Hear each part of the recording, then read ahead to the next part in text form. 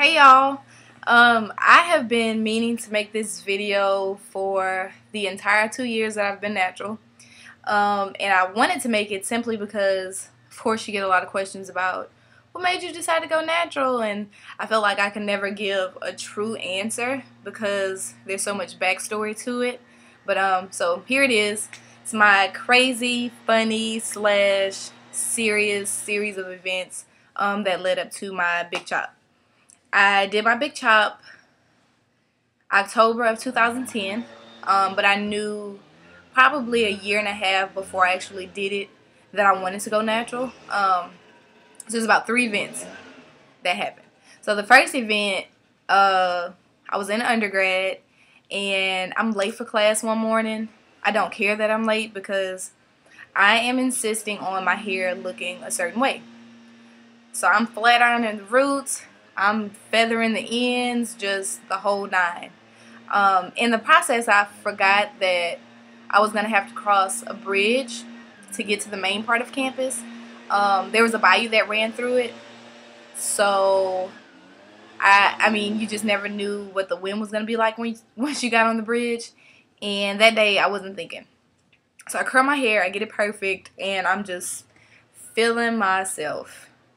I grab my stuff and I'm running. I'm already late, super late for class. I get on the bridge and the wind is disrespectful. Wind is blowing hair everywhere. There's hair in my mouth. It's sticking to my lip gloss. At this point, you can't even see where it was parted. Like, it just completely, it looked like I hadn't done anything to it. So I'm so frustrated because I'm like, I'm late for class. And my hair looks a mess. Like, there was no point in me even doing all of this if it was just going to get messed up. So I get to class and I'm frustrated and I'm annoyed. I'm like rude to everybody, snatching stuff out of people's hands. They're like, your hair is so pretty. I'm like, save it. Just attitude. So halfway through class, I'm like, okay, self-check, chill. It's just hair. It's not that serious. But then it kind of got me thinking, like, you know, the fact that I wanted my hair to look this certain way because I wanted people to think this certain thing, and I felt like the only way I was gonna look good was if my hair looked this way. You know, like, that was a problem. So that was the first time I ever considered detaching myself from my hair, but at the time it was still a thought. So fast forward to the summer. I'm at home, semester's ended, I'm at my mom's house, bored, and so then I started thinking again about hair. That's what we do when we get bored.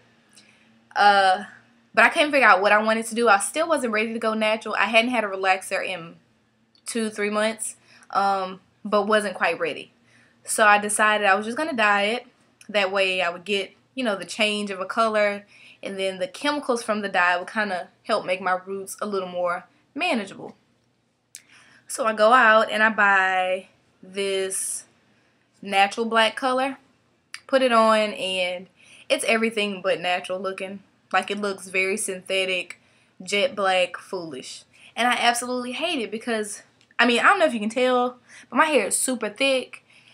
And at that point, dyeing it black it just made it look even thicker. Like, I just looked like Oprah circa 1988. Like, it just looked like a hat, like a hair helmet or something. And so I hated it. So I spent the next like 2, maybe 3 weeks of the summer constantly washing it, trying to get the color to fade, but it would not. It was just jet black. So I'm in the store another day. This is my second event, my second reason for going natural.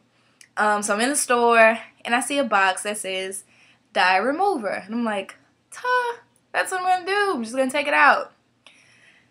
Should have known that that wasn't for me by the way the box looked. Blonde hair, blue eyes. But I bought it anyway. Get home, I mix it, you know, put the powdery stuff and the liquid in the bottle, shake it up, and I sit it down. As I'm parting my hair to, like, prepare to start applying it, I notice that the bottle's swelling. When I touch it, it's super warm. Now, you would think that was reason enough for me to not use it. It wasn't.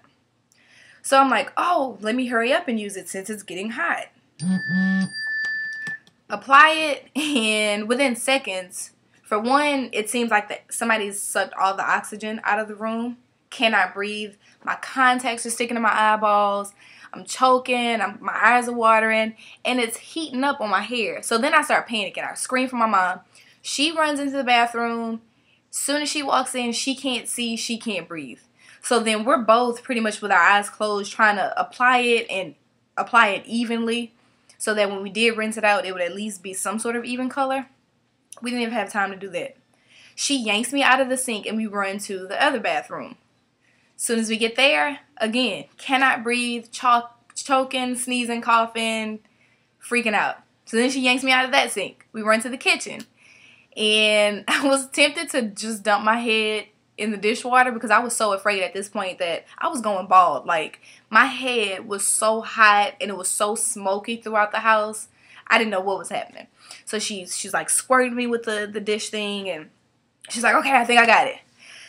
So I pull my head up and my hair is like a godly gold and just some like Halloween orange.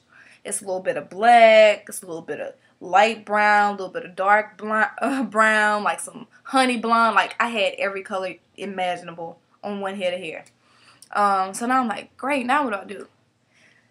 Wait a couple weeks, if even that long, and I get it cut.